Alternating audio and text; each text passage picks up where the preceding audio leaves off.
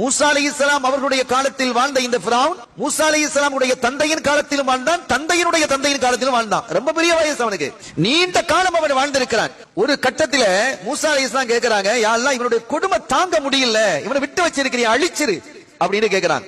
அல்லாஹ் சொன்னான், அவன் அழிக்கப்பட வேண்டியவன், அவன் ஒழிக்கப்பட வேண்டியவன், அவன் இல்லாமல் ஆக்கப்பட வேண்டியவன், தண்டிக்கப்பட வேண்டியவன் தான் மூசா. நீண்ட காலம் அவனுக்கு கொடுத்திருக்கிறேன், அவன் திருந்தல்ல, ஒரே ஒரு காரணத்திற்காக நான் அவனை விட்டு வச்சிருக்கிறேன். என்ன காரணம் ரப்பேன்னு மூசா அலைஹிஸ்ஸலாம் கேட்கிறாங்க. அவன் தன்னுடைய குடும்பத்தை இணைந்து நடக்கிறான், சேர்ந்து நடக்கிறான், குடும்பத்தை பிரிக்கிறது இல்ல என்று அல்லாஹ் சொன்னான். ஸல்லல்லாஹு அலைஹி வஸல்லம் சொன்னாங்க, உங்களுக்கு வயசு நீண்ட காலம் வாழ வேண்டும் என்று விரும்புகிறீர்களா, உங்களுடைய ரிஸ்கை உங்களுடைய செல்வம் அதிகரிக்க வேண்டும் என்று விரும்புகிறீர்களா, யாராவது அப்படி விரும்பினால் ஃபல் யஸில் ரஹிமா, அவன் தன்னுடைய குடும்பத்தை இணைந்து நடக்கட்டும்.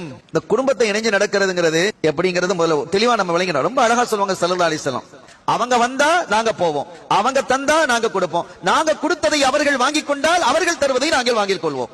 இது பிசினஸ் இல்லையா, இது ஒரு வியாபாரம், ஒன்ன கொடுத்து ஒன்ன வாங்குறது. எவ்வளவு அழகா சொல்றாங்க. அப்படி இருக்க கூடாது. அவர்கள் தரவில்லை என்றாலும் நீங்கள் கொடுங்கள், அவர்கள் அழைக்கவில்லை என்றாலும் நீங்கள் போங்கள், அவர்கள் உங்களை ஏசினாலும் அவர்களை நீங்கள் வாழ்த்துங்கள், அவர்கள் உங்களுடைய வீட்டுக்கு வர முடியாது என்று சொன்னாலும் நீங்கள் அவர்கள் அழைக்காத போது அவங்க வீட்டுக்கு போங்க. நமக்கு உத்தரவிடுவது ஸல்லல்லாஹு அலைஹி வஸல்லம். கேட்கணும், நம்முடைய பயணம் என்பது ஆகிரத்தை நோக்கி, சூனத்தை நோக்கி, ஜன்னத்தை நோக்கி இருக்கணும்.